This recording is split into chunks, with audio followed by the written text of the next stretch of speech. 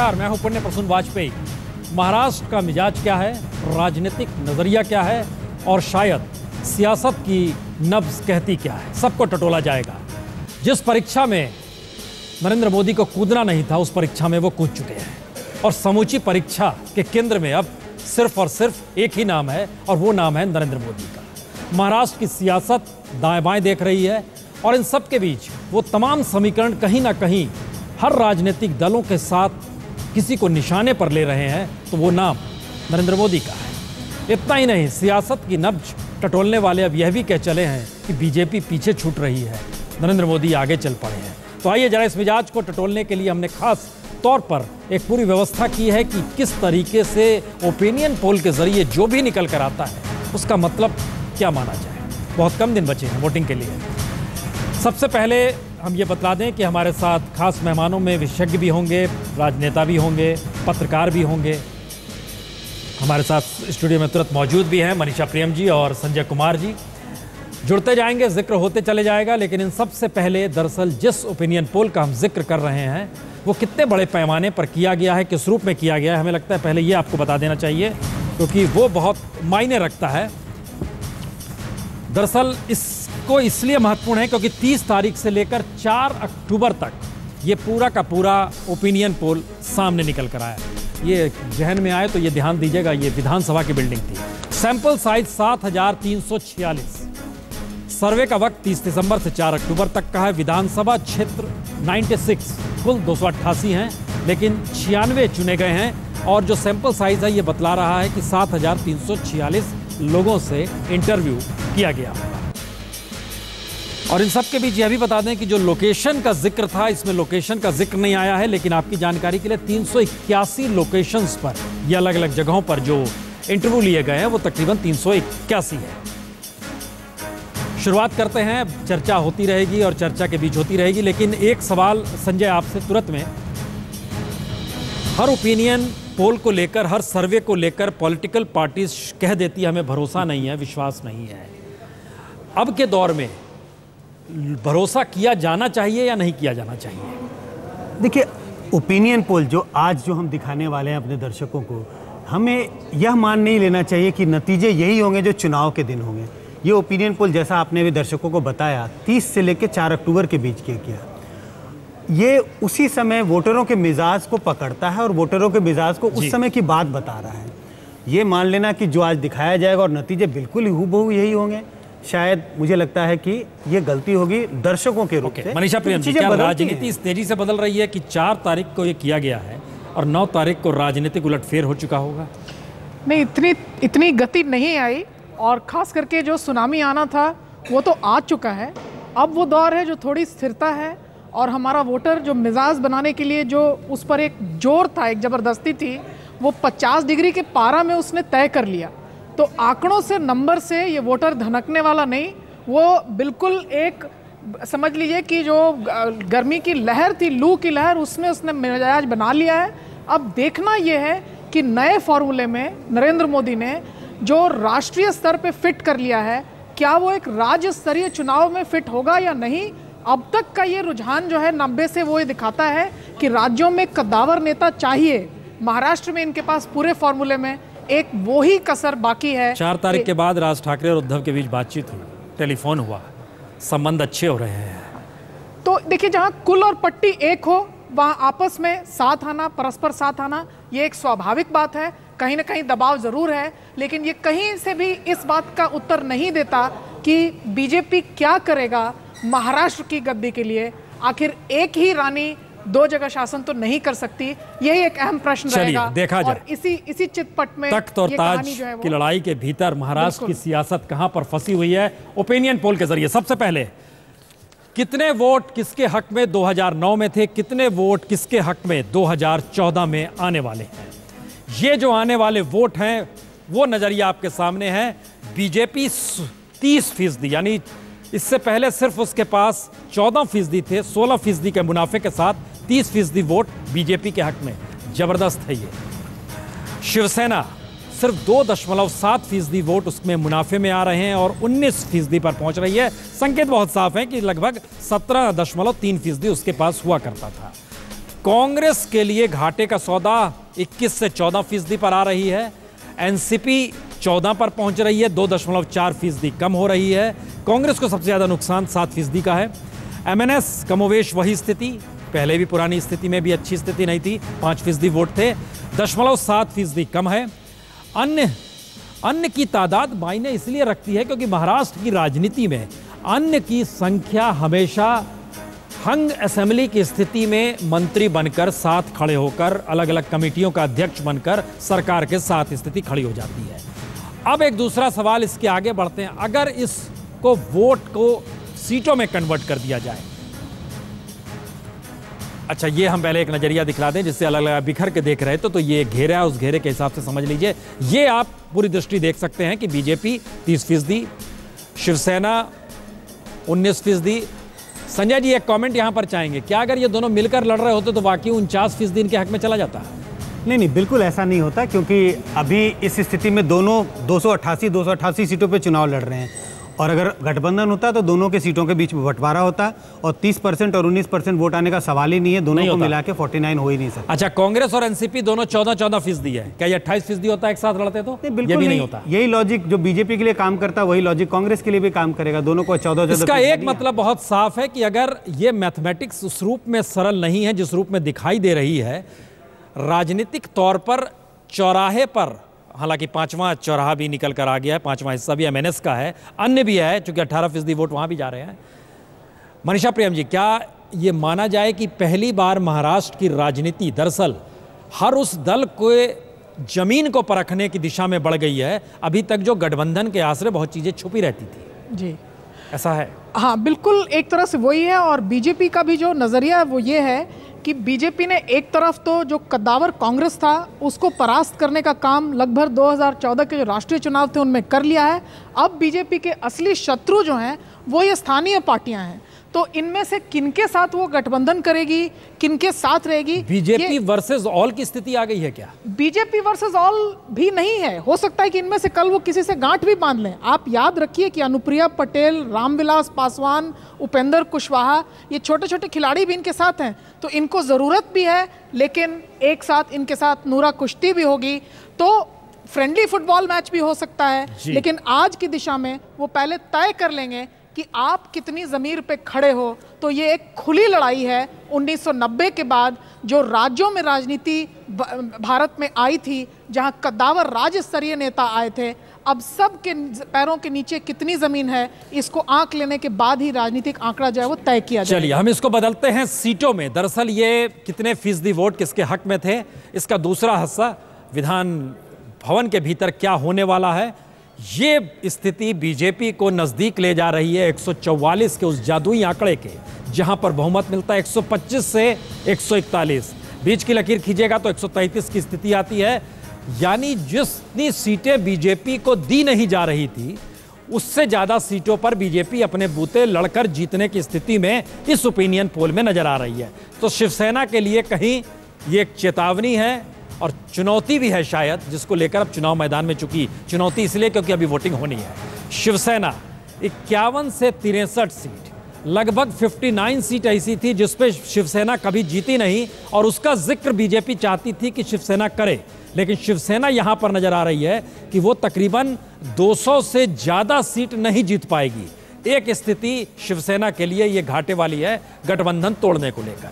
वहीं दूसरी तरफ कांग्रेस 25 से 35 सीट, 80 प्लस में थी इससे पहले, और 25 से 35 में आ रही है।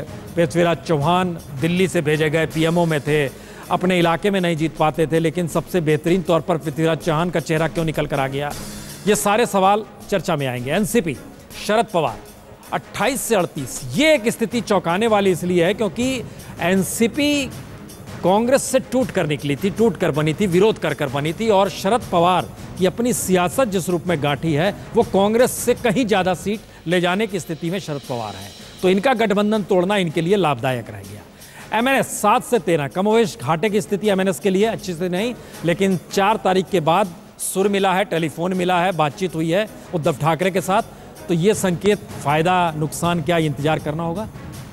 और 20 से 30 के बीच में अन्य का मतलब, इसमें यह भी हम बता दें कि तकरीबन 88 ऐसे निर्दलीय खड़े हुए हैं जो पार्टियों में थे और पार्टियों से निकलकर मैदान में आए। उनको आप बगावती कह सकते हैं, टिकट ना मिलने का दुख कह सकते हैं, लेकिन उनकी मौजूदगी 88 उम्मीदवारों की है और ये ओवरऑल सिचुएशन आप देख पा रहे हैं। निशांत, हम चाहते हैं कि आप चंद सेकंड में जरा बतला दीजिए कि इस विधानसभा के भीतर की तस्वीर कैसी नजर आएगी अगर ओपिनियन पोल सही हो गया तो। जी प्रसून जी, अब सीधे यहां पर अपने दर्शकों को दिखाने की कोशिश करते हैं कि आखिर क्या हाल है। ये देखिए, 133 सीटें, जिस पार्टी को 46 सीटें मिली थी, उसमें अगर कांग्रेस की पिछली सीटें 82 सीटें प्लस 5 और जोड़ दें तो 133 सीटें बीजेपी को मिलती दिखाई दे रही हैं। थोड़ा और आगे बढ़ते हैं, यहां पर मैं थोड़ा पीछे हटूंगा क्योंकि शिवसेना की बात कर रहे हैं। पिछली बार 44, स्ट्राइक रेट बीजेपी से खराब था, इस बार 57, यानी ये थोड़ा मायूसी दिखाता है हमारे सर्वे के हिसाब से। ये अभी अंदर की स्थिति है विधानसभा की, 57 सीटें। लेकिन रोचक ये है कि शिवसेना यहां पर सरकार में आने की भूमिका में है, लेकिन अकेले दम पर या किसी के साथ सरकार बनाने की भूमिका में नहीं है। कांग्रेस की अगर बात की जाए, 82 से 30, ये जो आंकड़ा आपके सामने है 82 से 30 पर आ गया है। ये हालत खराब करता है, यानी कि पिछली बार जितने इंडिपेंडेंट को मिले से थोड़ा सा ज्यादा। अब ये देखें आप, 33 सीटें यहां पर एनसीपी को मिलती दिखाई देती है। एमएनएस 13 से 10 पे आ गई है। और अन्य की अगर बात की जाए तो अन्य पिछली बार भी करीब 24 पे थे, इस बार 25 पे है। ये अन्य का रोल, एनसीपी का रोल, ये काफी मायने रखता है क्योंकि अगर बीजेपी के पास 133 आती हैं तो बाकी कहां से आएंगी, उसमें इन सबके रोल में काफी मायने रखता है। वापस चलते हैं प्रसून जी आपके पास। जी बहुत बहुत शुक्रिया निशांत। तो जिस परीक्षा में नरेंद्र मोदी को कूदना नहीं था, क्षेत्रीय स्तर पर लड़ाई मानी जा रही थी, नितिन गडकरी लड़ रहे हैं, गोपीनाथ मुंडे होते तो वो लड़ लेते, शिवसेना के भीतर से उद्धव ठाकरे आते, लेकिन अमित शाह का निर्णय, मोदी कूदे और इन सब के बीच एक ये स्थिति निकल कर आ रही है। तमाम नेताओं के साथ हमारी मौजूदगी है, लेकिन एक सवाल सबसे पहले, सुधांशु त्रिवेदी जी, क्या ये परीक्षा महाराष्ट्र की पूरी परीक्षा की जो बिसात नजर आ रही है, क्या ये माना जाए कि अगर इस बिसात पे प्रधानमंत्री नरेंद्र मोदी ना होते तो ये स्थिति नहीं होती? वही है तो ये स्थिति है। देखिए, निश्चित रूप से प्रधानमंत्री श्री नरेंद्र मोदी की जो अपार लोकप्रियता है, जिसका कि हमें भारी लाभ लोकसभा चुनावों में मिला और इस समय राष्ट्रीय स्तर से लेकर प्रदेश के स्तर तक हमें उसका लाभ मिल रहा है। परंतु मैं एक और बात कहना चाहूंगा कि ये जो सर्वे होते हैं, मैं ये, जैसे कि अभी आपके विशेषज्ञों ने भी कहा कि वो एकदम 100% संख्यात्मक दृष्टि से सही निर्णय दे रहे हैं, ये नहीं कहा जा सकता। मगर मैंने पहले भी लोकसभा चुनाव से पहले भी आपके ही चैनल पे कई बार कहा था कि एक ट्रेंड को दर्शाते हैं।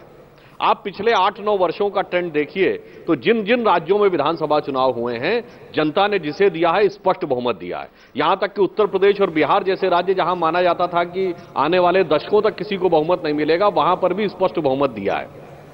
यही ट्रेंड आपको लोकसभा चुनाव में भी नजर आया। 2009 में भी अगर आप देखें तो 206 सीटें पाके कांग्रेस नंबर 1 पे थी, 116 पे बीजेपी नंबर 2 पे थी, बाकी सब 20 के आसपास थे। इस बार हमें स्पष्ट बहुमत दिया। तो अगर हम आपके इस ट्रेंड को सही माने तो मैं इस बात पे पूरे आत्मविश्वास से कह सकता हूं कि भारतीय जनता पार्टी को महाराष्ट्र की विधानसभा में स्पष्ट बहुमत प्राप्त होगा। समीर दलवी साहब, स्पोक्स पर्सन है एनसीपी के। नरेंद्र मोदी का चुनाव मैदान में कूदना, एक के बाद एक सभा करना, यह आप लोग के लिए लाभदायक का सौदा रहा?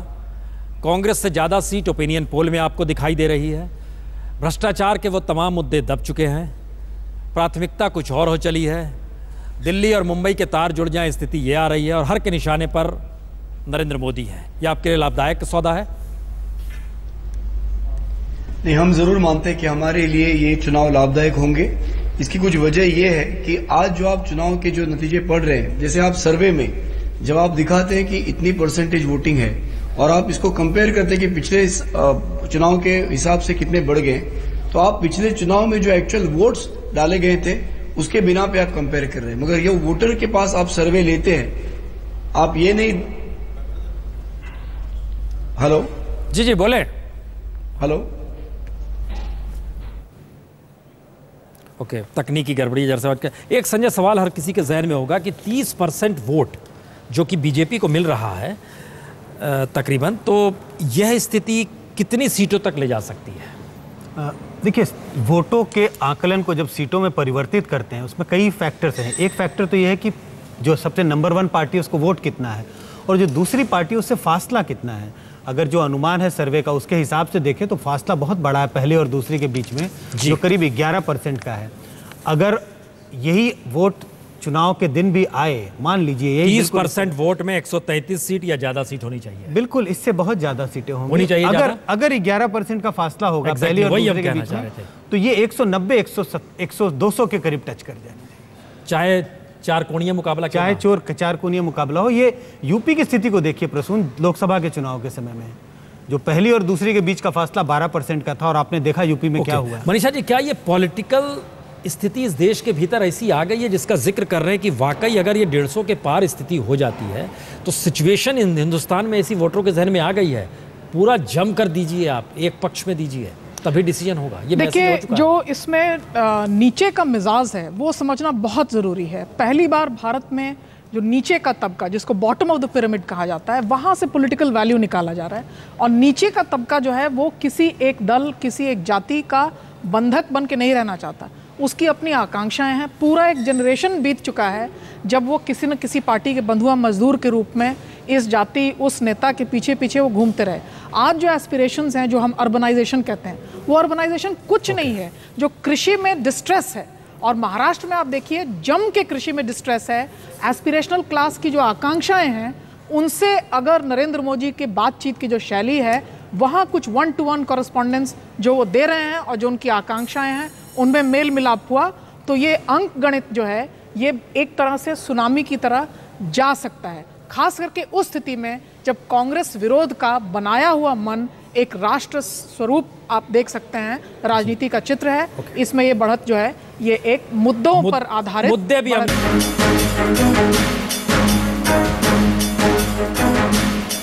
ओपिनियन पोल हम दिखला रहे हैं इंडिया टुडे सिस्रो ग्रुप की तरफ से, लेकिन इन सब के बीच लोगों की क्या राय है। मुंबई चलते हैं, लेकिन मुंबई चलने से पहले, और वहां राहुल कंवल चुके हमारे सहयोगी वहां पर हैं, तमाम नेता हैं, लोग हैं, जो वोटर हैं, लेकिन इन सब के बीच एक जो अभी दर्शक जुड़े हैं उनके लिए जानकारी खाली दे देते हैं कि दरअसल 288 सीटों का आलम है क्या। महाराष्ट्र में 288 सीट, हर कोई अलग अलग। वोट शेयर के लिहाज से अगर समझें और इस विधानसभा भवन को गोल घुमाते हुए जरा उस दिशा में आ जाएं कि दरअसल स्थिति है क्या, तो देख लीजिए। बीजेपी 30% वोट मिल रही है, 16% का सीधे सीधे मुनाफा बीजेपी के लिए अलग अकेले लड़ने का। एनसीपी को घाटा, एमएनएस को घाटा, जल्दी से झटके में निकल गया वो, वहां पर कांग्रेस को भी घाटा था, शिवसेना को 2 का फायदा हो रहा था। लेकिन इस स्थिति में शिवसेना जो थी उससे पहले 16.3 थी, अब 19 पे आ गई। ये एक पूरी की पूरी स्थिति हम आपको दिखा देते हैं। ये दृष्टि जो है बड़ी साफ तौर पे है। इसमें आप समझ सकते हैं कि बीजेपी के लिए 16% क्या मायने रखते हैं और अकेले लड़ने से क्या फायदा है। और एनसीपी को घाटा यहाँ पर हो रहा है, लेकिन कांग्रेस को कहीं बड़ा ज़्यादा घाटा हो रहा है। दोनों ने तय किया कि अलग लड़ेंगे, लेकिन चूंकि मुंबई चल रहा है तो वहाँ पर शिवसेना की एक दखल रहती है, तो उनके लिए कि सिर्फ उनको मुनाफा 2.7% का हो रहा है, 19% तक पहुँच रहे हैं। अगर इसे सीटों में बदल दिया जाए तो सीटों की स्थिति क्या बनती है, ये बहुत बड़ा गैप है। अगर ध्यान दीजिए तो 20% बीजेपी के पक्ष में, यानी जबरदस्त बीजेपी को मुनाफा हो रहा है। और ये सवाल इसलिए क्योंकि बीजेपी 125 से 141 यानी बहुमत के बहुत नज़दीक, और उस हद तक नज़दीक जहां पर जितनी सीटें शिवसेना लड़ने नहीं दे रही थी उससे ज़्यादा सीटों पर जीत। शिवसेना के लिए घाटे का सौदा 200 से ज़्यादा सीटों पर हार, 51 से 63 सीट। कांग्रेस जबरदस्त नुकसान, और इन सब के साथ ही एनसीपी को भी नुकसान, लेकिन एनसीपी की स्थिति कांग्रेस से कुछ हद तक बेहतर है। ये बड़ा महत्वपूर्ण है कि कांग्रेस मैक्सिमम 35 जा रही है और एनसीपी मैक्सिमम 38 जा रही है, तो कहीं ना कहीं एनसीपी का कद बढ़ रहा है। इसका गठबंधन तोड़ने का लाभ एनसीपी को। एमएनएस कमोवेश वही स्थिति, लेकिन घाटे के साथ